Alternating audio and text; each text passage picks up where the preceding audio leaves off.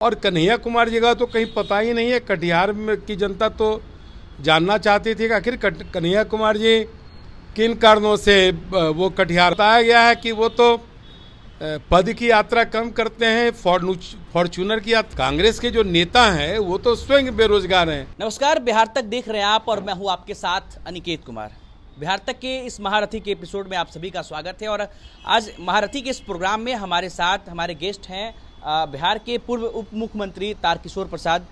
चूँकि इन दिनों बिहार तक की टीम जो है वो कटिहार में है और कटिहार के एक बड़े नेता हैं, बिहार लेवल पे नेता है, लेकिन कटिहार इलाके से आने वाले तारकिशोर प्रसाद हैं। तो आज के हमारे एपिसोड में तारकिशोर जी मौजूद हैं। सबसे पहले तो बहुत बहुत शुक्रिया, आपने समय दिया। नहीं, आपको भी धन्यवाद देते हैं कि आप कटिहार ऐसे शहर में आकर यहाँ की कटिहार के जज्बात को, कटिहार की घटना को आप राष्ट्रीय स्तर पर, अंतर्राष्ट्रीय स्तर पर अपने चैनल के माध्यम से रखने का काम करेंगे। तारकिशोर जी, आज तो कई मुद्दों पर आपसे बातचीत करूंगा, लेकिन मौजूदा जो है बातचीत कन्हैया कुमार की यात्रा को लेकर के करूंगा, क्योंकि कन्हैया कुमार की यात्रा जो है यहाँ से गुजरी है, आपके कटिहार से गुजरी है। आपके कटिहार में कन्हैया कुमार की यात्रा चल रही थी, कांग्रेस की यात्रा चल रही थी। क्या कहेंगे, बीजेपी का गढ़, लेकिन इस बार यहाँ पर लोकसभा में जो है कांग्रेस जीती और उसके बाद कांग्रेस की यात्रा कटिहार से गुजरी है। क्या कहेंगे इस पर आप? अरे देखिए, जहाँ तक कन्हैया कुमार जी का पद यात्रा का सवाल है, तो आप जानते हैं कि कन्हैया कुमार जी बेगूसराय से लोकसभा का चुनाव लड़े। चुनाव में उनको हार खानी पड़ी और फिर वो दिल्ली गए और फिर उन्होंने पद यात्रा की घोषणा की, कटिहार आए भी नहीं। मुझे तो लगता है कि ये पद की यात्रा नहीं है, ये कहीं न कहीं सत्ता के पद की यात्रा में शामिल होना चाह रहे हैं, जो कहीं दूर दूर तक दिखता नहीं है। और कांग्रेस भी मुझे लगता है कि इन्हें कभी गंभीरता से ली नहीं है। कांग्रेस के भी कोई बड़े नेता इनके साथ चल भी नहीं रहे, ना उनका कोई नाम आया। और कन्हैया कुमार जी का तो कहीं पता ही नहीं है। कटिहार में की जनता तो जानना चाहती थी कि आखिर कन्हैया कुमार जी किन कारणों से वो कटिहार आना चाहते हैं। और वो उनकी जो स्थिति है इसके पहले के पद यात्राओं में जो मुझे बताया गया है कि वो तो पद की यात्रा कम करते हैं, फॉर्चूनर की यात्रा ज़्यादा करते हैं, बड़े बड़े होटलों में रुकते हैं। मैंने तो आज तक नहीं देखा कि भारतीय राष्ट्रीय कांग्रेस के किसी कार्यकर्ता के आवास पर वो रुके हों, वहाँ उन्होंने भोजन किया हो। ये तो 5 स्टार होटल के स्टार हैं। ये पद की यात्रा को क्या जाने कि पद की यात्रा क्या होती है। इसलिए मुझे नहीं लगता है कि कन्हैया कुमार जी की पद यात्रा से भारतीय राष्ट्रीय कांग्रेस को कोई लाभ होना है। खास करके इस क्षेत्र में ठीक है, एक दुर्घटना है कि कांग्रेस के यहाँ सांसद चुनाव जीते हैं, लेकिन यह क्षेत्र एनडीए के लिए उर्वरा धरती है और कटिहार जिले में एनडीए इंटैक्ट है। और मुझे लगता है कि सातों की सातों सीटें कटिहार की इस बार एनडीए के झोली में जाएगी। तारकिशोर जी, कन्हैया कुमार युवा नेता हैं और वो बिहार में एक मुद्दा लेकर के यात्रा कर रहे हैं। ठीक है, वो ये बात सच है कि वो किसी दिन यात्रा से गायब हो जाते हैं, लेकिन वो उन्होंने मुद्दा रखा है कि बिहार में बेरोजगारी खूब है, पलायन बहुत ज़्यादा, खासकर आपके इलाके से, सीमांचल के इलाके से पलायन बहुत ज़्यादा होता है। तो वो उन्होंने यात्रा का नाम भी दिया है पलायन रोको नौकरी दो यात्रा। युवा हैं, क्या लगता है कि भविष्य में कांग्रेस के लिए कन्हैया कुमार एक बेहतर उम्मीदवार साबित हो सकते हैं? बीजेपी के लिए एक मुसीबत खड़ी कर सकते हैं कन्हैया कुमार इलाके में?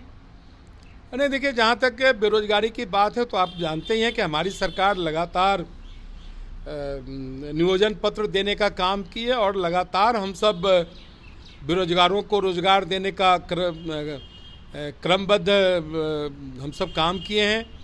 और आगे भी 12 लाख बेरोजगारों को नौकरी देने की कार्रवाई हम सबों ने प्रारंभ की है। और जहाँ तक रहा पलायन की बात, ये पलायन नहीं है। अगर हमारे बिहार के कुछ एक लोग दूसरे राज्यों में जाते हैं तो अपनी प्रतिभा के बेहतर उपयोग के लिए जाते हैं और उस संसाधन से अपने घर का, अपने समाज को पल्लवित करते हैं। और लगातार हमारी सरकार इस क्षेत्र में ध्यान दे रही है। आपने देखा भी है कि बिहार के नौजवानों के लिए मुख्यमंत्री उद्यमी योजना और फिर सरकार के द्वारा कई प्रकार की सहूलियत उन्हें देने का काम हमारी सरकार ने किया है। और हम सब तो रोज़गार का मतलब सिर्फ सरकारी नौकरी नहीं होता है। अगर कोई उद्योग हम खड़ा करते हैं तो उससे जुड़े हुए कई ऐसे कार्य हैं जहां रोज़गार की संभावना बढ़ती है। और जहां तक कन्हैया कुमार जी तो स्वयं बेरोजगार हैं, वो क्या दूसरे को रोज़गार दिलाने के लिए पद यात्रा कर रहे हैं। कांग्रेस के लिए तो कभी रोज़गार मुद्दा रहा नहीं। कांग्रेस तो परिवारवाद का पोषक नहीं है। कोई रोज़गारवाद तो मैंने पहली बार सुना है कि कांग्रेस नौजवानों को रोज़गार देना चाहती है। कांग्रेस के जो नेता हैं वो तो स्वयं बेरोजगार हैं। आप देखे होंगे कि उन्हें कोई देश में भी महत्व नहीं देता। वो किस प्रकार की अनावश्यक बातें करते रहते हैं कांग्रेस के नेता, और अपने नेताओं, बुजुर्ग नेताओं को कितना अपमानित करते हैं। मैंने तो कई फोटो वायरल देखा है कि जहां वो खड़गे जी को अपमानित कर रहे हैं। तो ऐसे लोग भारतीय राष्ट्रीय कांग्रेस का नेता बनकर ना वो कांग्रेस का कल्याण कर सकते हैं, ना बिहार का कल्याण करने की मादा रखते हैं। बिहार में तो दूर दूर तक संभावना ही नहीं है। राष्ट्रीय जनता दल की तो ये बी टीम भी भारतीय राष्ट्रीय कांग्रेस अभी नहीं रह गई है। इसलिए मुझे लगता है कि इनकी यात्रा को बिहार कभी नोटिस में भी नहीं लिया। हम लोग को भी पता नहीं था कि कन्हैया कुमार कटिहार के पद यात्रा में हैं। ना यहाँ के नेताओं को उनके पद यात्रा से कोई दिलचस्पी है। वो तो सिर्फ अपनी एक पहचान बनाने के लिए इस प्रकार के कार्यक्रम की घोषणा करते हैं और फिर कार्यक्रम से गायब हो जाते हैं। राहुल गांधी भी मगर उनके यात्रा में शामिल होने जा रहे हैं। देखिए, राहुल गांधी की यात्रा में कन्हैया कुमार शामिल होंगे कि कन्हैया कुमार की यात्रा में राहुल गांधी शामिल होंगे, ये मैं नहीं जानता। लेकिन इतना मैं जरूर जानता हूं कि राहुल गांधी भी बहुत पद यात्रा किए थे। वो देश को जोड़ने की बात करते थे, लेकिन वो धार्मिक आधार पर और जातीय आधार पर देश को तोड़ने का लगातार काम किया। उनकी जो अपनी सरकार है वो संविधान को ताक पर रखकर एक विशेष धर्म को आरक्षण देती है, जबकि संविधान में धार्मिक आधार पर कोई आरक्षण नहीं है। ये तो इस प्रकार का उलझुल चीज़ें करती रहती है जिससे कि कांग्रेस खबर में रहे। लेकिन चाहे वो बिहार या हिंदुस्तान के मुसलमान हों या अन्य धर्म के लोग हों, भारतीय राष्ट्रीय कांग्रेस को बेहतर ढंग से समझ चुकी है।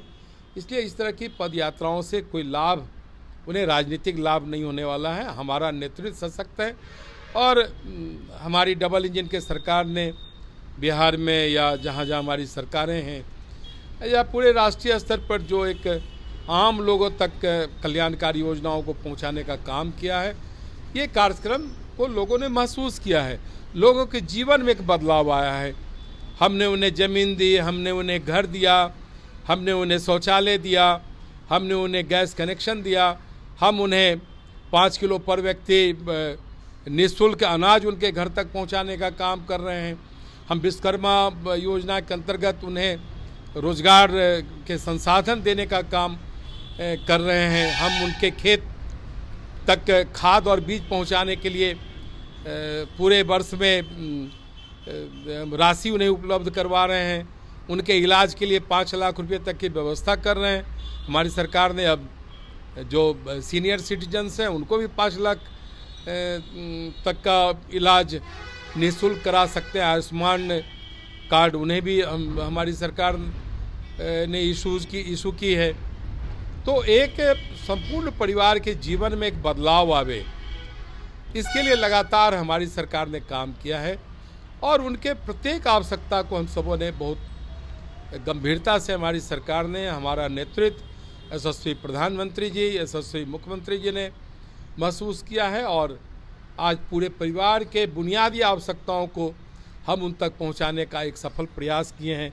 उनके घर तक बिजली पहुंचाई है, उनके घर तक सड़क पहुंचाई है, उनके गांव में, उनके टोलों में हम आज विद्यालय का निर्माण कराया है। आज बीपीएससी के द्वारा बिहार में अच्छे शिक्षकों की नियुक्ति हो रही है। आज खेल के क्षेत्र में भी प्रत्येक पंचायत में हम सब खेल के मैदान को डेवलप कर रहे हैं। तो देखिए, बुनियादी चीज़ों को हमारी सरकार ने छूने का काम किया है। हम सिर्फ नारों से बिहार को या देश को बदलना नहीं चाहते हैं, हम लोगों के चेहरे पर मुस्कान लाना चाहते हैं। हमारा पार्टी अपने एजेंडों से उनके चेहरों पर मुस्कान लाना चाहती है और ये हमारा संकल्प है और इसको करेंगे। किशोर जी, आप ओबीसी समाज से आते हैं, राहुल गांधी बिहार आने वाले हैं और वो ओबीसी समाज के कई नेताओं के साथ बैठक करेंगे, ओबीसी संगठनों के कई सारे लोगों के साथ बैठक करेंगे। तो क्या, चूंकि चुनावी साल है, तो क्या राहुल गांधी बिहार में चुनाव से पहले ओबीसी वोटरों को अपनी तरफ मोड़ने में लगे हैं? क्या नुकसान होगा बीजेपी को? देखिए, वो ओबीसी वोटरों को क्या मोड़ेंगे? कभी उन्होंने ओबीसी को भारतीय राष्ट्रीय कांग्रेस को का कभी राष्ट्रीय अध्यक्ष बनाया क्या? कभी नहीं बनाया। और हम तो, हमारा भारतीय जनता पार्टी और एनडीए ने तो आज ओबीसी के नेता मुख्यमंत्री हैं, ओबीसी से प्रधानमंत्री हैं, ओबीसी से गृह मंत्री हैं, ओबीसी से हमारे से कार्यकर्ता को पार्टी ने उप मुख्यमंत्री बनाया। आज ओबीसी से सम्राट चौधरी जी हमारे उप मुख्यमंत्री हैं, ओबीसी से हमारे भारतीय जनता पार्टी के प्रदेश अध्यक्ष ओबीसी से आते हैं। इसलिए हम सिर्फ ओबीसी की दुआही नहीं देते हैं, ओबीसी के लोगों को हम सबों ने हर जगह आरक्षण देने का काम किया।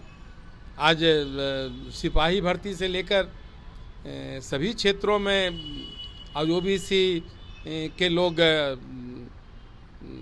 आज भर्ती किए जा रहे हैं, उन्हें उनका अधिकार मिल रहा है। इसलिए ओबीसी की बात कहना और उसको धरातल पर उतारना दोनों अलग अलग चीज़ें हैं। पहले भारतीय राष्ट्रीय कांग्रेस तो अपने परिवारवाद से बाहर आए तब ओबीसी की बात करें। अभी ओबीसी की बात करके वो क्या कहना चाहते हैं? ओबीसी को वो बना दें, प्रदेश अध्यक्ष बना दें, ओबीसी का किसी चेहरे को वो सामने में लाएं, प्रधानमंत्री के उम्मीदवार के रूप में, मुख्यमंत्री के उम्मीदवार के रूप में। तब वो बातें कहीं न कहीं ज़मीन पर दिखाने का वो प्रयास करें, लेकिन वो भी प्रयास सफल होना नहीं है। ना इनकी सरकार आने वाली है, ना बिहार की जनता भारतीय राष्ट्रीय कांग्रेस को अंगीकार करने वाली है। कन्हैया ऐसे लोगों के सहारे वो बिहार के लोगों को भारतीय राष्ट्रीय कांग्रेस से जोड़ना चाहते हैं। ये तो जान लीजिए कि उनके सोच को हम दाद देते हैं। तारकिशोर जी, चूंकि चुनावी साल है, लेकिन वक्फ बिल को लेकर के पूरे देश में बवाल मचा हुआ है, बिहार में इसके असर देखने को मिल रहे हैं। वक्फ बिल पास हो गया है, बिहार में आपके सहयोगी दल जेडीयू के पार्टी में जो जितने भी मुस्लिम नेता थे वो एक के बाद एक इस्तीफा दे रहे हैं, क्या कहेंगे इस पर? खूब विपक्ष ने खूब बवाल काटा। देखिए, वक्फ बोर्ड के बिल पर सदन में चर्चा हुई, जेपीसी में गई, जेपीसी ने कुछ रिकमेंडेशंस देकर बिल को भेजा और दोनों सदनों ने पारित भी किया। असल है कि मुस्लिम समाज को ये लोग एक थोक वोट बैंक मानने लगे हैं। मुस्लिम समाज की पहचान एक वोट के रूप में होने लगी है। उनकी आइडेंटिटी को ये इंडिया वाले ख़त्म करना चाहते हैं। मुस्लिम इस समाज के अंग हैं, भारत के अंग हैं। सरकार की जितनी भी योजनाएं हैं, अगर हिंदुओं तक पहुंचती है, ईसाइयों तक पहुंचती है, बौद्धों तक पहुंचती है, तो वो मुस्लिम समाज तक भी पहुंचती है। और वक्फ बोर्ड के संबंध में सरकार ने जो बिल पारित किए हैं, उन बिलों में उनको संरक्षण देने का काम हमारी सरकार ने किया है। वक्फ बोर्ड की जो ज़मीनें हैं, उससे मुस्लिम समाज का भला होगा। पहले कुछ लोग इसके माफिया बने हुए थे, इसलिए वक्फ बोर्ड के नाम पर जो ये भरमाया जा रहा है, ठीक है, एक दो इस्तीफे की बात आई है, लेकिन उन इस्तीफों से एनडीए कोई फ़र्क नहीं पड़ेगा। जनता दल यूँ भी सोच समझकर वक्फ बोर्ड बिल को समर्थन दिए है। एनडीए पूरी तरह इस वक्फ बोर्ड के नाम पर भी एक साथ है, इंटैक्ट है। इसलिए इस तरह के इस्तीफों से भी कोई प्रभाव जनता दल यूनाइटेड के मुस्लिम वोटर पर नहीं पड़ने वाला है। क्योंकि आप देखें 3 तलाक का कितना बड़ा लाभ हुआ। आज 3 तलाक के मुकदमे घट गए। 3 तलाक के द्वारा जो तलाक होता था उसकी संख्या लगभग शून्य हो गई है। तो इन तलाक से मुस्लिम समाज में जो एक प्रगतिशीलता आई है वो चीज़ें कहीं न कहीं अब वो दिखने लगी है। आज मुस्लिम महिलाएं खुश हैं। आज और भी कई ऐसे बिल्स हैं जो राष्ट्र हित में हैं। आज मुसलमान उसको अंगीकार करके वो भी समाज के एक मजबूत अंग के रूप में अपने को अपनी पहचान बनाई है। मुस्लिम कोई अलग हमारे लिए कोई वस्तु तो नहीं है। जैसे हम हैं वैसे हमारा मुस्लिम समाज, हम सब मिलकर भारत माता को परम वैभव पर पहुंचाने के लिए हम सब मिलकर काम करते हैं। मिलकर काम आगे भी मिलकर काम करेंगे। चलिए, चूंकि चुनावी साल है तो थोड़ा बहुत आपको लेकर के भी बातचीत हो जानी चाहिए। चुनावी साल है, चुनाव आप लड़ते आ रहे हैं, कटिहार से लगातार आप जीतते आ रहे हैं। इस बार चुनाव को लेकर क्या तैयारी है, चूंकि कुछ ही महीने में चुनाव होने वाले हैं? नहीं, देखिए, हम सब लगातार जनता के बीच में रहते हैं और कटिहार के विकास के लिए सरकार के पास जो भी योजनाएं हैं उन योजनाओं को हम सब धरातल पर उतारने का काम किया है। आज 100 बेड के 2 अस्पताल के भवन का निर्माण हमने कराया है। जब पूर्णिया प्रमंडल में एक इंजीनियरिंग कॉलेज होना था उसको मैंने कटिहार में उसका निर्माण कराया। गवर्नमेंट पॉलिटेक्निक का निर्माण कराया। आज करोड़ों अरबों की लागत से 4 लेन का निर्माण हुआ। आज कटिहार जिला को साहबगंज गंगा पर पुल के द्वारा जोड़ने का काम हम सबों ने किया है। आज कटिहार में व्यायामशाला है। आज कटिहार में ट्रांसफार्मर रिपेयरिंग वर्कशॉप है। पहले TRW आज भी कई महत्वपूर्ण जिलों में नहीं है, लेकिन कटिहार में मैंने जीतने के बाद उसे स्थापित कराने का काम किया। कटिहार की सड़कों को हम सबों ने बेहतर बनाने का काम किया है। आज कटिहार में एलिवेटेड सड़क बनाने जा रहे हैं। रेल जो कटिहार को 2 भागों में जोड़ता है, उस सड़क के माध्यम से कटिहार के दोनों भाग को हम जोड़ने का काम करेंगे। आज कटिहार का सबसे जो व्यस्तम पथ है डॉक्टर राजेंद्र प्रसाद पथ, उसमें 12 करोड़ की लागत से उस सड़क का निर्माण करा रहे हैं। कटिहार में जल जमाव की स्थिति बनी रहती थी। 2 अरब 30 करोड़ की लागत से 4 आउटफॉल और ड्रेनेज का निर्माण हम सब कर रहे हैं। हम 350 करोड़ की लागत से 2 STP का निर्माण की स्वीकृति मैंने सरकार से दिलाई है। आज मनिहारी पर गंगा रिवर फ्रंट का निर्माणाधीन है। आज मनिहारी में अंतिम संस्कार के लिए 2 विद्युत चालित शवदाहगिरी और 4 लकड़ी द्वारा चालित श्मशान गृह का निर्माण हो रहा है। आज कटिहार में 1 विद्युत चालित 2 लकड़ी द्वारा अग्नि संस्कार के लिए इंस्ट्रूमेंट इंस्टॉल किए जा रहे हैं। आज कटिहार के सभी छठ घाटों को हमने छठ घाट का निर्माण मुख्यमंत्री शहरी विकास योजना के अंतर्गत कराने का काम किया। आज शहर में मुख्यमंत्री समग्र विकास योजना की ओर से पटेल चौक से तिनगछिया होते हुए चांदनी चौक तक सड़क का पक्कीकरण और नालों का निर्माण हम सब कराने जा रहे हैं। ग्रामीण क्षेत्र में लगभग जितनी भी सड़कें थी, छोटी या बड़ी, सबका हमने पक्कीकरण करा लिया है। जो पुल है, जो 1-2 पुल बचे उसका भी निर्माण शीघ्र होने जा रहा है। हसनगंज से चांपी घाट तक का पुल भारत सरकार को निर्माण की राशि भेजने के लिए भेजा गया है। किशोर जी, अंत में 1-2 सवाल आपसे लूँगा। डिप्टी CM थे आप, दोबारा जब सरकार रिपीट हुई तो वो आप कैबिनेट का हिस्सा नहीं थे, तो क्या तारकिशोर जी की अपनी इच्छा है कि दोबारा से कैबिनेट में शामिल होने? नहीं, देखिए, हमारे से कार्यकर्ता को हमारी पार्टी ने उप मुख्यमंत्री पद के रूप में सेवा करने का अवसर दिया। अब राजनीतिक परिस्थितियां बनी, हमारी सरकार गिर गई, फिर दूसरी सरकार आ गई, और फिर ऐसी परिस्थिति बनी कि आज सब हम एकजुट हैं। तो हमारे अपने ही हमारे सहयोगी आज उप मुख्यमंत्री के रूप में हैं। फिर 2025 और उसके बाद की जो परिस्थितियां बनेगी और फिर दल का जो निर्देश होगा उस निर्देश इच्छा है कि 2025 में अगर भारतीय जनता पार्टी, अनैतिक इच्छा की बात नहीं है। भारतीय जनता पार्टी का हम कार्यकर्ता हैं, हमें जो दायित्व मिलेगा उसे बेहतर ढंग से निभाने का हम प्रयास करते हैं और हमने प्रयास किया भी है और वो प्रयास दिखा भी है।